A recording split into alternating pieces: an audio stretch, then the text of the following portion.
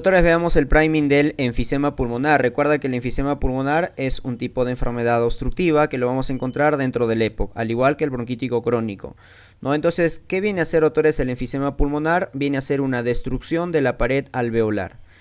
Esta destrucción de la pared alveolar, doctores, se va a producir porque hay una destrucción del tejido elástico.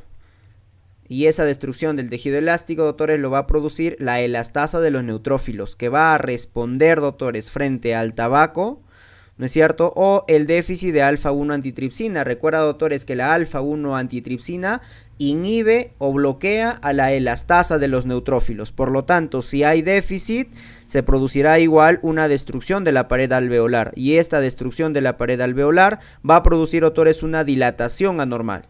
Por lo tanto, el pulmón va a ser fácil de inflar, en otras palabras. ¿Ok? Por eso es que el enfisema cursa con un aumento de la distensibilidad o aumento de la compliance. Bien. Y vamos a tener, doctores, varios tipos. Vamos a tener, por ejemplo, un pan-acinar, un centroacinar o un paraseptal. ¿Cuáles son las características? Por ejemplo, el pan-acinar, doctores, su mismo nombre dice pan-acinar. Afecta a todo el acino. Afecta a todo el acino, doctores. Ya, entonces vemos acá, rápidamente. En el pan-acinar va a afectar, doctores, a todo el acino. Va a afectar a los alveolos, va a afectar a los sacos alveolares, va a afectar al bronquiolo respiratorio, ¿ok? A los ductos alveolares. A todo esto va a afectar el tipo pan-acinar, ¿ok? Que se produce, doctores, recuerden, por un déficit de la alfa-1 antitripsina. En el otro lado, doctores, vemos la afectación, por ejemplo, centroacinar, que eso es característico, doctores, del tabaco, donde hay una afectación a nivel del bronquio respiratorio principalmente. Los alveolos se van a encontrar normal, pero la afectación va a estar a nivel del bronquio respiratorio y esto se produce, doctores, por el consumo de tabaco. Esto es característico de un enfisema centroacinar. Y en el paraseptal, doctores, ya viene a ser más distal.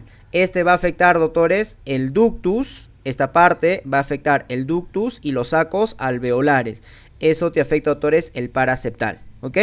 Entonces veamos las características. El pan-acinar, ¿dónde se ubica? En los campos inferiores. Por eso acuérdate la mnemotecnia. El pan es la base de la alimentación. ¿Dónde lo encontramos? En la base pulmonar principalmente. Y se produce por déficit de 1-alfa antitripsina. El centroacinar generalmente lo encontramos, doctores, en los campos superiores. Entonces acuérdate que el humo del tabaco, ¿ok? El humo del tabaco asciende hacia el ápice. Por eso entonces los de tipo centroacinar lo encontramos en los campos superiores. ¿Ok? El paraseptal, ¿qué te genera el paraseptal, doctores? Las llamadas bullas subpleurales. Y esto es característico de pacientes jóvenes, por ejemplo. ¿Ok?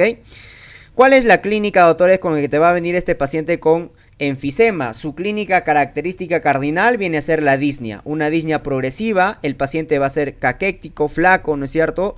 Y una respiración con los labios fruncidos, ¿no? Eso es característico, doctores, por eso se le denomina el soplador rosado, ¿no? El soplador rosado, por los labios fruncidos. Es como si tú estuvieras soplando algo, soplando una vela similar. Esos labios fruncidos es lo que tiene, doctores, este paciente con enfisema pulmonar y además de una disnea progresiva. Al examen tú vas a encontrar, doctores, una disminución del murmullo vesicular, vas a encontrar sibilancias al final de la expiración y también vamos a encontrar roncantes. En el diagnóstico de este paciente nosotros vamos a ver, generalmente el diagnóstico del enfisema es anatomopatológico. Pero nosotros podemos tener, doctores, una clínica más una radiografía sugestible, ¿ok? Una radiografía, doctores, compatible con este enfisema pulmonar. ¿Y cuál es la característica del enfisema pulmonar? Recuerda que los alveolos no tienen fibras elásticas, es decir, ya no impiden la resistencia para que se infle este alveolo. Por lo tanto, se van a inflar los alveolos, se van a inflar los sacos alveolares, etc. Y te produce, doctores, un tórax en tonel. Un diafragma aplanado, ¿correcto? Lo normal del diafragma debería ser por acá, ¿no? Tenemos entonces un diafragma aplanado. Las costillas van a estar horizontalizadas porque tiene atrapamiento aéreo, ¿no? Silueta cardíaca también está alargada, como lo podemos observar en la imagen. Hay una hiperlucidez en estos pacientes. Y recuerda que estos pacientes cursan con una delco disminuida y una compliance aumentada. ¿Qué viene a ser otra de la compliance? Es la facilidad para inflar el pulmón, por eso que lo vamos a encontrar aumentado. ¿no? Mientras que la elastancia va a estar disminuida. La espirometría, como es un patrón obstructivo, doctores, vamos a encontrar que el índice de Tifenau es menos de 0.7, que no es reversible a la prueba broncodilatadora. Bien. Vemos, doctores, el tratamiento. El tratamiento de este paciente, lo que tiene que hacer el paciente, ¿qué viene a hacer, doctores? Abandonar el tabaco, porque ese viene a ser la principal causa, recuerden, sobre todo del enfisema centroacinar. Entonces el paciente tiene que abandonar el tabaco.